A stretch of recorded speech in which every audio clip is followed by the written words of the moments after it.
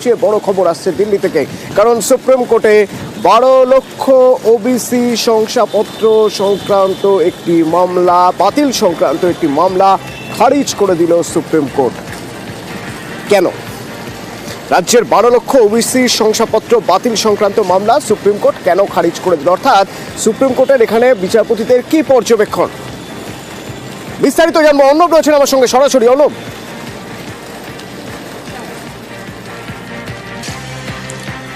দেখো অতনু, 31শে জানুয়ারি সুপ্রিম কোর্টের BR গাভাইয়ের bench একটি মামলার প্রেক্ষিতে অবনী কুমার ঘোষ, যিনি মামলা করেছিলেন, এসএলপি দায়ের করেছিলেন সুপ্রিম কোর্টে, সেই মামলার প্রেক্ষিতে সুপ্রিম কোর্ট একটি রায় দিয়েছে 31শে জানুয়ারি, যার রায়ের কপি গতকাল সামনে এসছে।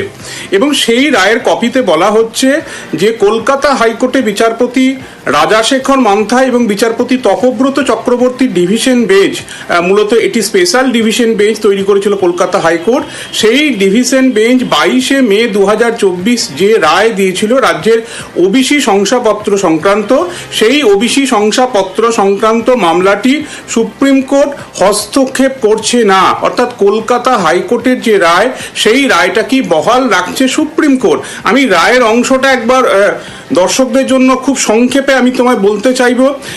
সেখানে কিন্তু স্পষ্টভাবে সুপ্রিম কোর্ট যেটা বলছে, এবং এই মামলার সাথে যারা যুক্ত রয়েছেন সুপ্রিম কোর্টে তাদের তরফেও এই ব্যাখ্যাই করা হচ্ছে।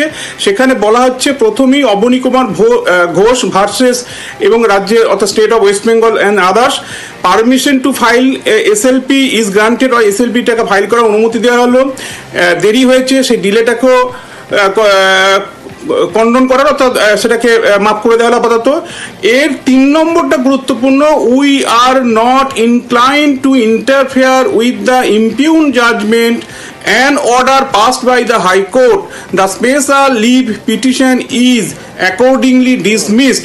অর্থাৎ কলকাতা হাইকোর্টের যে রায়, সেই রায়ের ওপর হস্তক্ষেপ করার মতো কোনো বিষয় জড়িয়ে নেই, তাই সেটাকে খারিজ করছে সুপ্রিম কোর্ট। এবং এর 4 নম্বর যে প্যারাগ্রাফ, সেখানে লেখা হচ্ছে পেন্ডিং অ্যাপ্লিকেশনস যদি কিছু থেকে থাকে শ্যাল স্ট্যান্ড ডিসপোজড অফ, সেগুলোও নিষ্পত্তি করে দেওয়া হলো।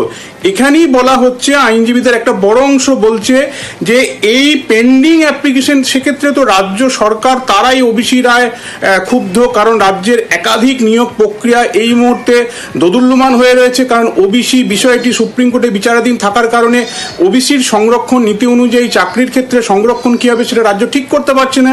একাধিক নিয়োগ প্রক্রিয়া এই মুহূর্তে ঝুলে রয়েছে। রাজ্যের যে এসএলপি, রাজ্যের ব্যাকওয়ার্ড ক্লাসের যে এসএলপি, সেগুলির তাহলে কি হবে? সেই মামলাগুলি 18 তারিখ নির্দিষ্ট করেছে সুপ্রিম কোর্ট শুনানির জন্য, ফেব্রুয়ারি মাসে। সঙ্গে থাকো, আইনজীবী বিকাশ রঞ্জন ভট্টাচার্য আমার সঙ্গে ফোনে রয়েছেন। বিকাশ রঞ্জন বাবু, কিভাবে দেখছেন সুপ্রিম কোর্টের এই পর্যবেক্ষণ, অর্থাৎ খারিজ করে দেওয়া হলো ওবিসি সংক্রান্ত যে মামলাটি, সেই মামলাটি খারিজ করে দেওয়া হলো সুপ্রিম কোর্টে, আপনি কিভাবে দেখছেন?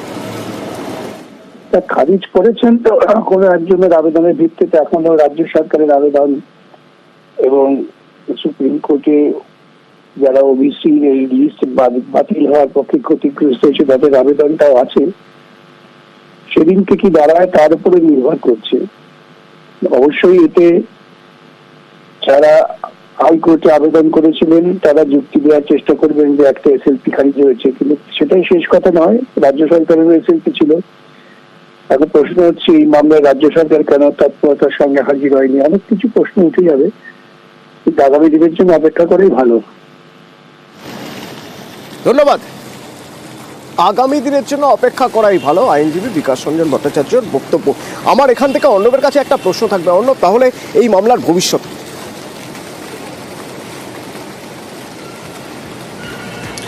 দেখো, এই মামলার ভবিষ্যৎ আমি এর আগেও বলছিলাম যে কার্যত আইনজীবীরা 2 ভাগে বিভক্ত। আমরা সুপ্রিম কোর্টের অর্ডারের যদি নির্যাসটা বুঝি, সেখানে পেন্ডিং অ্যাপ্লিকেশনের অর্থ হচ্ছে এই ধরনের অন্য কোনো আবেদন থাকলে সেটাও কিন্তু আদালত সুপ্রিম কোর্ট নিষ্পত্তি করে দিচ্ছে। বিকাশ রঞ্জন বাবু যেটা বললেন যে এই মামলায় কেন রাজ্য সরকার প্রতিনিধিত্ব করলো না, অর্থাৎ রাজ্য সরকার কোনো আইনজীবী কেন ছিলেন না, সেটা একটা প্রশ্ন, পরের দিন হয়তো সেটা বোঝা যাবে। সেটাই আমিও একটু আগে বোঝানোর চেষ্টা করছিলাম দর্শকদের, যে রাজ্য সরকার এই রায়ে তারা অসন্তুষ্ট, রাজ্যের ব্যাকওয়ার্ড ক্লাস তারা অসন্তুষ্ট, তারা এসএলপি দায়ের করেছে। শুধু তাই নয়, রাজ্যের তরফে সিনিয়র অ্যাডভোকেট কপিল সিব্বাল বারবার এই ওবিসি মামলাটি যাতে দ্রুত শুনানি হয় তার জন্য দরবার করে জরুরি শুনানির আবেদন করে, সেক্ষেত্রেও কিন্তু রাজ্য খুব একটা আমল পায়নি। এবং সব থেকে যেটা সমস্যা হচ্ছে, রাজ্যের বিভিন্ন নিয়োগ প্রক্রিয়াগুলো যেগুলো রয়েছে, যেগুলো পাইপলাইনে রয়েছে বা যেগুলো হবে বা নতুন করে বিজ্ঞপ্তি জারি হবে, সেই জায়গাগুলোতেও ওবিসির এই সংরক্ষণ নীতিতে সার্টিফিকেট থাকবে কি থাকবে না তার উপর অনেক কিছু ডিপেন্ড করছে। আমরা জানি সম্প্রতি একটা কলকাতা হাইকোর্টের মামলার প্রেক্ষিতে কলকাতা হাইকোর্টের একটা রিক্রুটমেন্ট প্রসেস আর এর সাথেও পিএসসির একটি রিক্রুটমেন্ট প্রসেস, সেখানেও কিন্তু এই নিয়ে প্রচুর সমস্যা তৈরি হয়, কারণ যে মূল মামলার প্রেক্ষিতে। কাজেই এখানে এই যে অর্ডারটা রয়েছে অবনী ঘোষের মামলার এসএলপি প্রেক্ষিতে, সেটা ডিসমিস করা হলো, পেন্ডিং অ্যাপ্লিকেশন ডিসপোজাল বলা হলো, কিন্তু রাজ্যের আবেদনটা কি হবে? কাজেই সেই ক্ষেত্রে রাজ্য সরকার নতুন কোনো যুক্তি আনতে পারে কিনা, কারণ একটা বিষয়, প্রিজাইডিং জজ কিন্তু একই, বিআর গাভাই, তার বেঞ্চে কিন্তু রাজ্যের আবেদনের শুনানি হওয়ার কথা। কাজেই এই চূড়ান্ত পর্বে রাজ্য নতুন কোনো যুক্তি খাড়া করতে পারে কিনা সেটাই এখন দেখার। কিন্তু একবার যদি সুপ্রিম কোর্ট কোনো মামলা আমরা দেখেছি খারিজ হয়ে যায়, সেই মামলায় সেটাকে অন্য অবস্থানে নিয়ে যাওয়াটা কিন্তু খুব টাফ হয় আইনজীবীদের জন্য। কাজেই 18 তারিখ পর্যন্ত এই চূড়ান্ত পর্বের রায়ে কি হয় সেটাই এখন দেখার। এবং সেক্ষেত্রে এই ওবিসি মামলা নিয়ে কিন্তু কিছুটা হলেও যারা প্রত্যেকে তাকিয়েছিলেন তারাও কিছুটা বিভ্রান্ত, হঠাৎ করে এরকম একটি মামলার প্রেক্ষিতে রাজ্য দাঁড়ালো না কেন বা রাজ্যের ব্যাকওয়ার্ড ক্লাস দাঁড়ালো না কেন, সেটাও একটা বড়সড় প্রশ্ন যেটা তুলে দিলেন বিকাশ রঞ্জন বাবু।